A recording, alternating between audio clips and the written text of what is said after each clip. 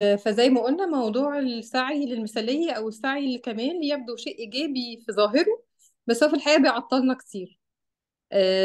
سحر بقى بأسلوبها المتميز والمختلف دايما هتوضح لنا الموضوع ده النهاردة. اتفضلي يا سحر. بسم الله الرحمن الرحيم. السلام عليكم. أنا سحر مهندس، أخصائي دعم نفسي في مجال الجراحة النفسية. محاضرتنا النهاردة هنتكلم عن السعي الكمال. السعي الكمال تمام الفكري بشكل معين. سحر، هو صوتك مش واضح. انا مش واضح عارفه هو من واضح. عندي ولا ايه، بس صوتك مش واضح. طيب، كده كويس. اه كده تمام. اه انا كده تمام تمام. كده.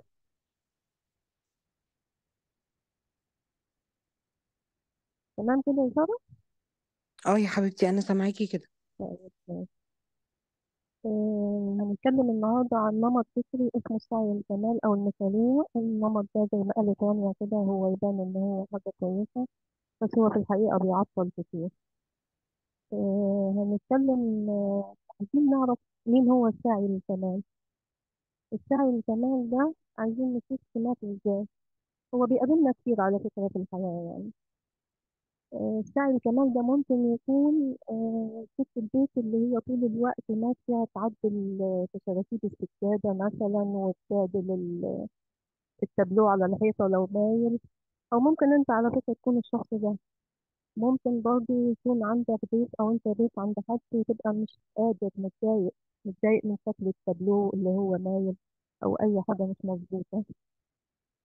الشخص ده برضه ممكن يكون سعي الكمال ده ممكن يكون مديرك اللي في الشغل، اللي هو مدير بتسميه أنت نمطي، أو مدير واقف لك على الواحدة. المدير اللي هو مثلا بيطلب منك تقرير، التقرير ده بتجيبه كويس جدا وفيه كل حاجة. بتلاقيه مثلا قال لك هو الهمزة ليه حاططها من فوق مش من تحت، مش عارفة ايه. يمسك لك على حاجات إملائية كده في التقرير. أو ممكن بيطلب منك مهمة برضو أنت بتعملها على أكل، تعملها مثلا بنسبة 99%، ونسيت تفصيلة صغيرة مثلا كده. بتبص تلاقيه أول ما بتروح له بيقول لك بيحاسبك على ما بيشوفش ولا حاجة من اللي أنت عملته، وبيحاسبك على التفصيلة الصغيرة اللي أنت نسيتها. الشخص برضه السعي الكمال ممكن يكون الزوج اللي هو دخل البيت لقى البيت متنظم ومترتب، والأولاد تمام وكل حاجة فيه تمام، والأكل محطوط على السفرة وتمام. بيقعد ما بيشوفش ولا حاجة من اللي حصل ده. من أول ما بيقعد ياكل يبتدي بقى يقول أصل الملح مش مظبوط، أصل الأكل مش مستوي، حاجات زي كده. حاجات اللي هي بتضايقنا كلنا يعني. الشخص ده بيبقى شخص دايما في حالة استياء، دايما شايف إن العالم كله مش مسؤول، وإن هو بس اللي بيعمل المفروض عليه. الشخص ده دايما عنده شوية مصاريف ولازم كده يعني. بتلاقيه على طول يقول أصل المفروض كذا، أصل المفروض كذا. ممكن يكون صديق برضه. الصديق اللي هو طول الوقت مثلا بيقول لك المفروض، أصل أنت المفروض كان تعمل كذا، أصل أنت المفروض كان يعني المفروض تسأل عليا، المفروض مش عارفة إيه كده.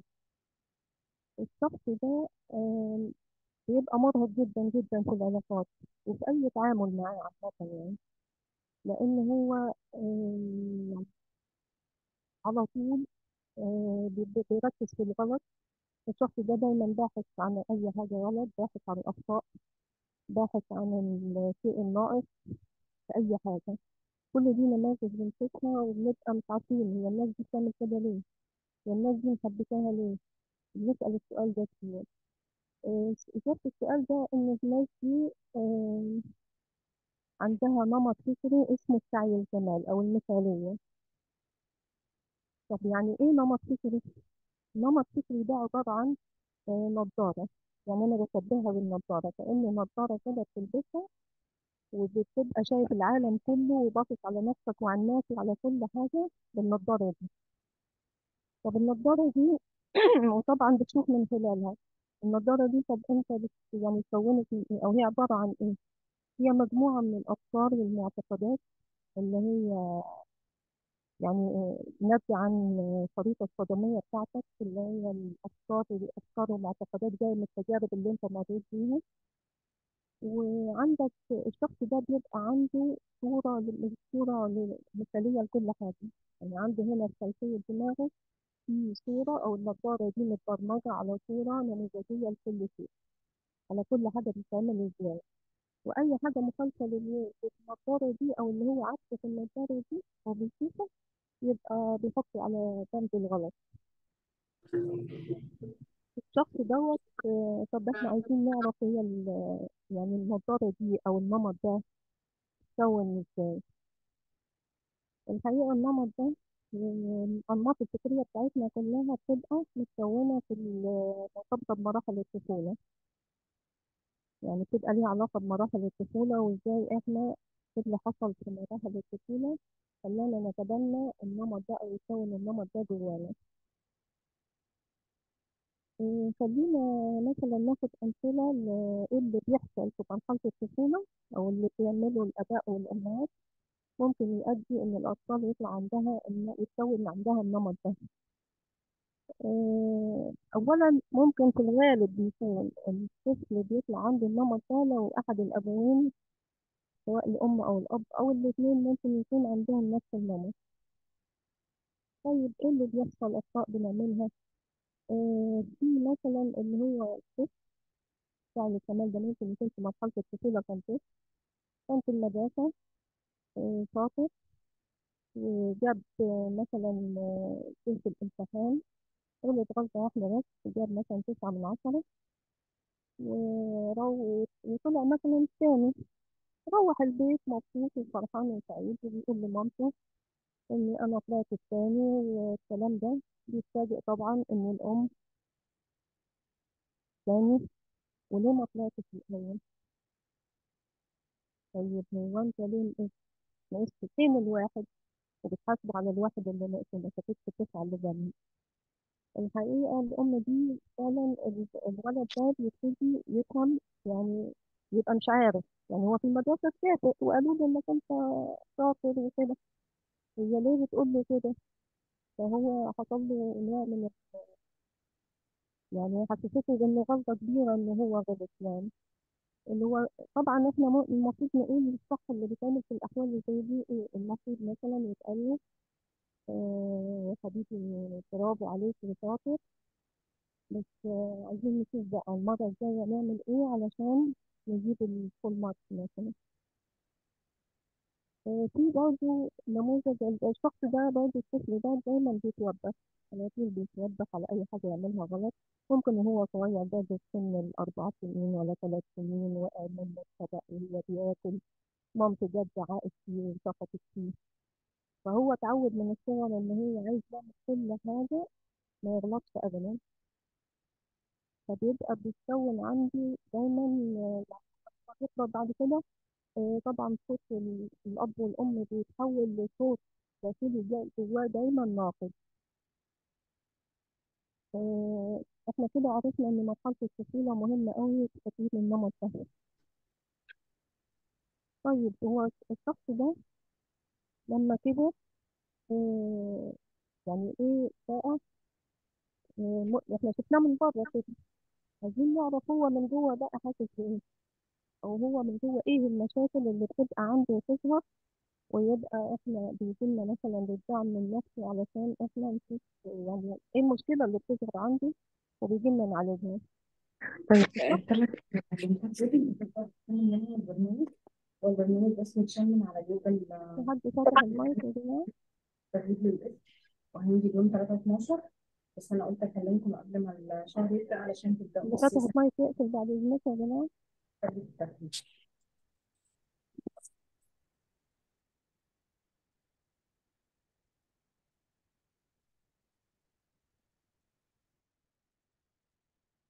الشخص ده بيبقى دايما عنده يعني دي علامات لو موجودة عندك تبقى انت عندك النمط ده. عنده دايما جلد ذات جامد جدا. اللي عنده الناقد الداخلي كلنا عندنا ناقد داخلي طبعا، بس هو الشخص ده الناقد الداخلي عنده بيبقى زي جلاد واقف بالكرباج. واقف بيكربج فيه، كل ما يغلط غلطة أو يعمل حاجة بيفضل دايما يأنب في نفسه، بيفضل دايما يأنب في نفسه ويقول أنا ليه غلطت الغلطة دي، إزاي أغلط غلطة زي دي، وهكذا. طيب هنا احنا جلد الذات ده بنشتغل معاه عليه أوقات كتير، يبقى مش هو شايف، لأن هو شايف إن ده الصح، هو نضارته بتقول له واللي اتربى عليه إن هو المفروض ما يغلطش. سحر، فهو هنا إيه؟ ازيك عاملة ايه؟ الحمد لله.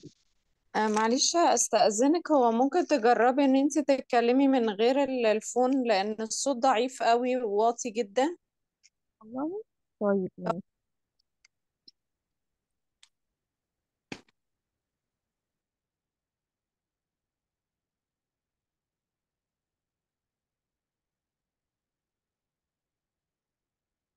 طيب هو كويس كده، كده احسن. اه يا اه سحر كده. احسن كتير. ده كده احسن والله. كتير. هو طب كده ايه، اه نعيد كويس من أوي. الاول ولا ايه؟ لا سامعين، هو كان مسموع لا، بس كده احسن. ايوه الاول كان. كده احسن جدا. اوكي. احنا وصلنا شكرا. لان الشخص دوت بيجي مثلا يتعالج من ايه، او في جواه ايه، او هو بيعمل كده ليه. بيعمل كده اولا عنده جلد ذات جامد جدا. زي ما قلنا هو دايما جلد الذات ده لما بنشتغل عليه بيبقى الشخص فاهم ان هو المفروض يحاسب نفسه. يقول لك ليه، هو انا مش المفروض احاسب نفسي على الغلط، وانا مش المفروض احاسب نفسي على اي حاجه في محاسبه النفس. معظم الناس اللي واقعه في جلد الذات بتبقى مش عارفه تفرق بين جلد الذات ومحاسبه النفس. الفرق بينهم دايما جلد الذات معاه سؤال بيسأله الإنسان لنفسه من جوه، لو يعني ركز مع نفسه هيلاقي دايما بيقول ليه. ليه أنا غلطت، ليه وقعت في الغلطة دي، ليه كل مرة بقع في الغلطة دي، وبيبتدي يوصم نفسه بقى إن هو مثلا أنت ما أنا أصلا أنا غبي، أصلا أنا ما بفهمش، أصلا ما فيش فايدة فيا. كل دي مع جلد الذات. طيب أمال محاسبة النفس إيه؟ محاسبة النفس دايما بقول أنا سؤال تاني معاها خالص، إن أنا بقول لما أقع في غلط أو أي حاجة غلط أعملها بقول لنفسي هو إيه الدرس اللي أنا محتاج أتعلمه علشان ما أقعش في الغلطة دي تاني. وكأن المقياس بتاعنا بين جلد الذات ومحاسبة النفس هو مدى الحركة أو السريان بتاع حياتي. ج- جلد الذات ده، صاحب جلد الذات ده بيبقى واقف مكانه ما بيتحركش. اللي هو السعي الكمال ده بيبقى واقف مكانه ما بيتحركش خالص، لأن هو في كل مرة قاعد يجلد في نفسه وما بيتحركش ولا حركة لقدام. محاسبة النفس اللي هو أنا طبعا بغلط، ببتدي أقف وأشوف أنا غلطت في إيه بالظبط، وأشوف الموضوع ده أصلحه إزاي، وبكمل. يعني أنا بقع وأقوم وأكمل، بقع وأقوم وأكمل، ففي حركة. تمام. ده بالنسبة لجلد الذات. الشخص ده ممكن بيبقى عنده السعي الكمال، برضو عنده طريقة التفكير القطبي. يعني ايه طريقة التفكير القطبي؟ اللي هو التفكير اللي هو أبيض أو أسود. عارفين اللي هو يعني أنا اللي بعمله لو مش صح يبقى غلط، لو أنا مش ناجح 100% يبقى أنا فاشل. الشخص دايما دوت عنده، يعني بيبص للحاجة بمنظور الصح والغلط. وأي حاجة في الدنيا بره اللي هو عارفه في نظارته زي ما قلنا هو صح، يبقى أي حاجة غير كده تبقى غلط. الطريقة دي برضو محتاجين إن احنا لازم الشخص ده يعرف إن الدنيا تدرجات، وكل حاجة في الدنيا بالتدريج. أي حاجة في الدنيا عبارة عن تدريج، تدرج. يعني في بين الأبيض والأسود، مش كل حاجة أبيض وأسود، بين الأبيض والأسود في ألوان كتيرة جدا. زي كده بالظبط الصح والغلط على فكرة مش ثابت، مفيش صح وغلط أصلا. ومين اللي قال صح، مين اللي يقول صح والغلط، والصالح مين؟ ما هو الصح دلوقتي ممكن يبقى بعد شوية غلط. الصح في مجتمع معين ممكن يبقى غلط في مجتمع تاني. فمش مقياس الصح والغلط ده مقياس مش أحسن حاجة. محتاج الشخص ده يستبدل مقياس الصح والغلط بالحلال والحرام، لأنه حاجة ثابتة. المناسب والغير مناسب. الشخص ده برضو ممكن يكون بيسعى لكمال الصورة الذاتية بتاعته عند الآخرين. فبيجي مشكلة إيه؟ بيجي مشكلة إن هو ما بيعرفش يقول لحد لأ. طيب ما بيعرفش يقول لحد لأ ليه؟ لأن هو عنده برضو صورة مثالية حاططها لصورته الذاتية عند الناس، إن هو يبقى لطيف، يبقى شخص لطيف وكيوت كده وما بيزعلش حد، وإن هو ما ينفعش حد يزعل منه ولا يزعل حد، ويراضي كل الناس ويراضي الجميع. ده طبعا بيبقى برضو نوع من السعي للكمال، سعي الكمال الصورة الذاتية عند الآخرين. شكلي أنا عند الناس عايزه يبقى بشكل معين مثالي، المثالية ديت طبعا حاططها هو بالصورة دي. الشخص ده برضو دايما حاسس بالتقصير. ليه حاسس بالتقصير؟ لأن هو دايما عينه جاية على الحاجة الغلط، يعني هو دايما بيبص للناقص، مش بيبص للحاجة كلها، بيبص للناقص، وبالتالي هو حاسس بالتقصير، وعمره على طول ما بيشوف حاجة هو عملها إنها كاملة. دايما حاسس بتقصير من جواه، والإحساسه بالتقصير ده برضو أوقات كتير بيعكسه أو بيسقطه على الناس الآخرين. احنا قلنا في أول المحاضرة، قلنا إن هو شخص بيتهم الناس على طول، صوابع الاتهام على طول كده، إن أنت مقصر، أنت مش مسؤول، أنت كذا. فالشخص ده عشان هو حاسس بالتقصير من جواه، وهو بالتالي شايف برضه الكل برضه بيشوف التقصير في الناس اللي حواليه يعني. ليه قلنا؟ لأن هو بيبص للحاجة الناقصة. الشخص ده بقى ممكن يجي بحاجة غريبة جدا، ممكن يجي عنده تسويف. هتقولي ازاي يعني سعي وازاي تسويف؟ لا، ممكن يبقى في تسويف. التسويف ده ناتج عن ايه؟ التسويف ده ناتج عشان هو بيبقى مستني ان هو يكمل، يعني ياخد الخطوات كلها. بيبقى عنده زي كما الكتاب انزل كده، عنده شوية خطوات هنا برضو حاططها هو، مش خطوات مثلا عنده هدف معين، عامل هو شوية خطوات يوصل للهدف ده. الخطوات دي أوقات كتير بيبقى بيدخل في التفاصيل قوي قوي قوي، لدرجة إن هو ما يعرفش يكمل. يعني بيفضل يسوف. مثلا أنا محتاج مثلا أقدم على وظيفة، الوظيفة دي محتاجة دراسة معينة أدرسها، ببتدي أدرس الحاجة دي، بعد كده ألاقي في حاجة تانية عايزة أدرسها، وأفضل بقى أدرس أدرس أدرس، وبفضل واقف مكاني ما بتحركش، كأني بجري في مكاني بالظبط. فبيبتدي دوت يبقى عنده فعلا أوقات كسل وتقل إن هو يبدأ أي حاجة في الدنيا. ليه؟ لأن هو عنده لا إما يعمل الحاجة كاملة، يا إما ما يعملهاش. يعني الشخص ده دايما عنده مبدأ يقول لك أنا لا أعمل الحاجة كاملة، لا إما ما أعملهاش خالص. مفيش ان هو طبعا محتاج، لازم برضو الشخص ده يعرف ان هو لازم يبدأ ياخد خطوات بالموارد المتاحة معاه دلوقتي، ما يستناش لغاية لما الحاجة تكمل. طيب الشخص ده برضو ممكن بيبقى عنده خوف من الفشل، خوف جامد جدا من الفشل. ليه؟ لأنه هو اتعود ان هو زي ما قلنا وهو صغير، أي يعني عنده إذا أنا مش ناجح يبقى أنا فاشل. وشفنا إن هو بيحاسب نفسه إن هو لو نجاحه ده مثلا بنسبة 99%، بيبقى حاسس نفسه برضه عشان ما جابش الواحد ده هو فاشل، يحكم على نفسه إن هو فاشل، وبالتالي هو خايف ما ياخد أي خطوة، خايف يدخل على أي هدف يبدأ فيه، لأن هو خايف من الفشل جدا. لما بنمشي أوقات كتير مع الناس اللي عندها خوف من الفشل دي، بنلاقي إن اللي وراها هو النمط ده برضه، السعي للكمال، إن هو عنده صورة مثالية حتى للنجاح. يعني هو حاطط صورة مثالية للنجاح إنه لازم يكون 100%. يعني لو حد مثلا مدرس بيدي بيدرس مثلا ل50 طالب، في 49 منهم نجحوا وواحد بس اللي سقط، هو بيعتبر نفسه مدرس فاشل، بيسيب ال49 دول ويزعل على ال50 دوت اللي هو الشخص اللي هو سقط ده، ويتخيل نفسه إن هو مقصر وإن هو فاشل والكلام ده كله. الشخص ده أوقات كتير بيبقى واقع في موضوع الأحكام. ليه؟ لأن هو بيحكم على نفسه هو، وبناء برضه على إنه بيحكم على نفسه فهو بيحكم على الآخرين. يعني محدش فينا يفتكر إن هو أصلا بأنب نفسي بس، أصلا أنا بعمل كده مع نفسي بس. لا لا لا، أنت بتعمل مع الآخرين كمان. الشخص ده بيبقى مرهق جدا للشخص اللي معاه، الشريك اللي معاه في العلاقة أيا كان، سواء الشخص ده لو صديق، لو لو شريك حياة يعني زوج أو زوجة، لو أب أو أم. كل ده بيبقى مرهق جدا جدا جدا، لأنه عنده شوية قوانين وقواعد، وعنده صورة مثالية في دماغه حاططها لكل حاجة في الدنيا، مقاييس اللي هو ببص أنا كده أنا ما لقيتش الواقع ده مش مش هو اللي عندي اللي أنا عارفه، أبقى هو غلط. عنده برضو عدم تقبل، مش بيتقبل ولا بيغفر.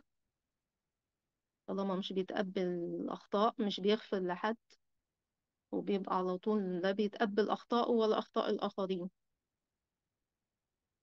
طيب احنا كده عرفنا النمط ده، عرفنا ازاي هو شكله الخارجي عامل ازاي، عرفنا ان هو يعني صدماته ازاي في الطفولة. فاحنا مثلا لو احنا كنا الشخص ده، لو احنا الشخص ده يبقى احنا محتاجين نراقب نفسنا كويس قوي قوي، ونبتدي مع اي حاجة اي غلطة لما اقفش نفسي بقول وانا ليه غلطت الغلطة دي، ابدأ على طول اعدل السؤال زي ما قلنا. ابتدي اقول هو انا محتاج اعمل ايه، طيب ماشي عادي، هو انا محتاج اعمل ايه عشان ما اغلطش الغلطة دي تاني. الشخص ده طيب ايه تاني محتاج يفرق. قلنا برضو لما يكون بيشتغل في مجال او في هدف او اي حاجة، محتاج يفرق بين مفهوم الكمال، ويستبدل مفهوم الكمال ومفهوم الاتقان او الاكتمال. الاكتمال او الاتقان ده معناه اني انا بعمل احسن حاجة اقدر عليها، واحط خط 100 خط تحت اقدر عليها. اعمل اللي انا اقدر عليه في حدود الامكانيات المتاحة او الموارد المتاحة معايا حاليا. هو ده مفهوم الاتقان، وهو اللي هو المفروض يستبدله بالكمال. مفيش كمال اصلي، يعني مفيش سقف لأي حاجة. الحاجات دي كلها الشخص ده محتاج فعلا بجد يقلع النضارة دي، لأن النضارة دي بتضلله جدا، يعني هي شيء مضلل ليه، مش أحسن حاجة. لأن هي الواقع اللي هو شايفه من خلالها ده هيخسره. الشخص ده لو استمر أو هو فضل متبني النمط ده هيخسر كتير قوي، هيخسر علاقاته، هيخسر أولاده، هيخسر شغله. محتاج إن هو برضو بيبقى عنده تعلق بالنتائج.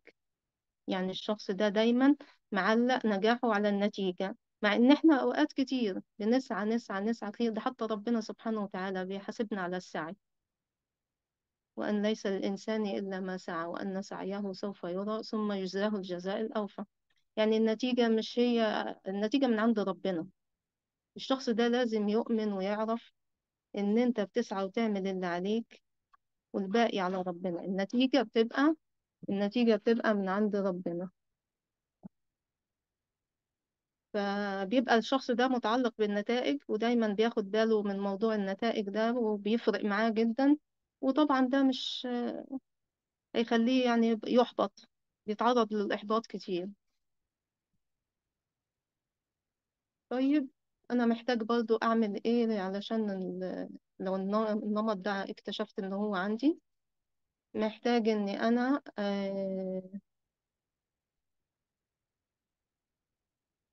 أشوف إن أنا واقف فين، وأبدأ من دلوقتي أتحرك.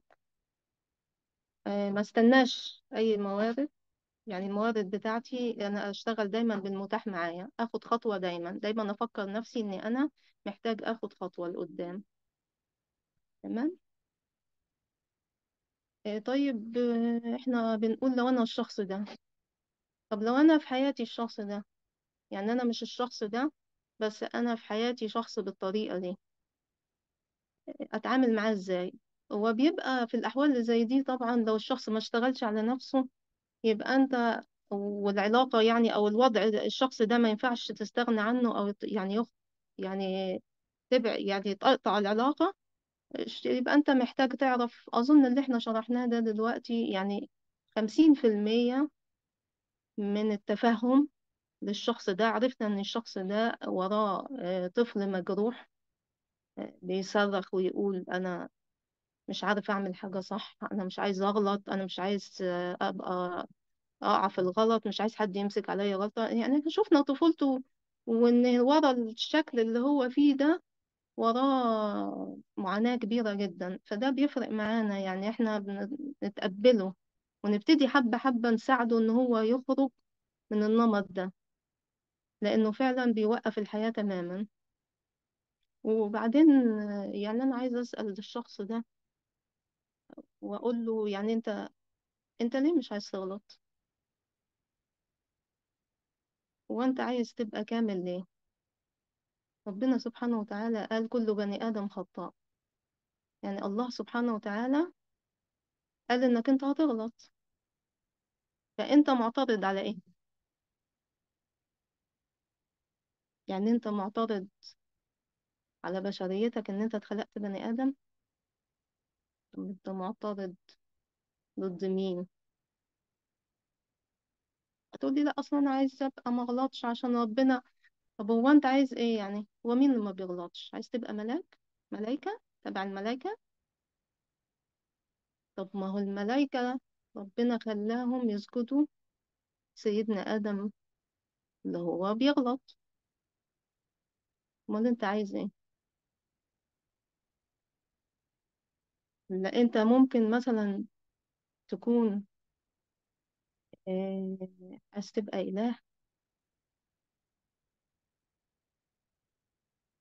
وهتبقى إله وتقف قدام ربنا كده ند وتتصارع، إله بيصارع إله، ولا ايه؟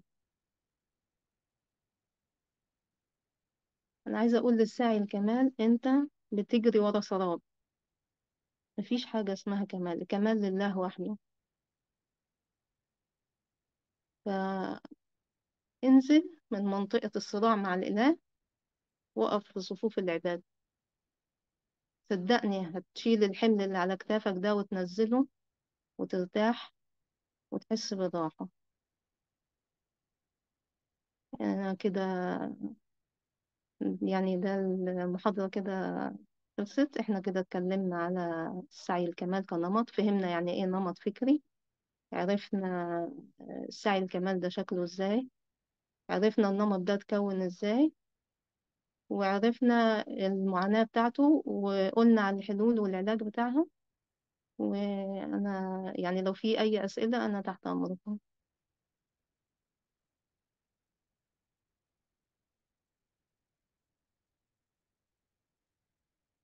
حد عنده أسئلة؟